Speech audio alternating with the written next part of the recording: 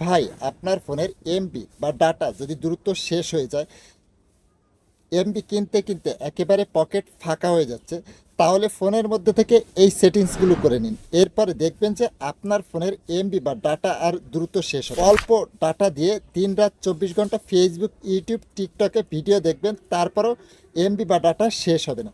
কিভাবে এই সেটিংসটি করে এমবি বা ডাটা সেভ করবেন, চলুন তাহলে মোবাইল স্ক্রিনে দেখিয়ে দেওয়া।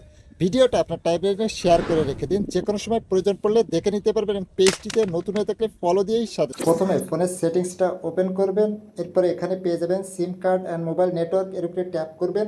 তারপরে এখানে পেয়ে যাবেন ডাটা ম্যানেজমেন্ট, এর উপরে ট্যাপ করবেন। ট্যাপ করার পরে এখানে পেয়ে যাবেন ডাটা সেভিং মুড, এর উপরে ট্যাপ করবেন। ট্যাপ করার পরে ডাটা সেভিং মুড এটা বন্ধ থাকবে, এটাকে অন করার পরে এখান থেকে ব্যাকে আসবেন। আপনার ফোনে ফেসবুকটা ওপেন করবেন, আপনারা থ্রি ডট মেনুর উপরে ট্যাপ করবেন, সেটিংস অ্যান্ড প্রাইভেসির উপরে ট্যাপ করবেন।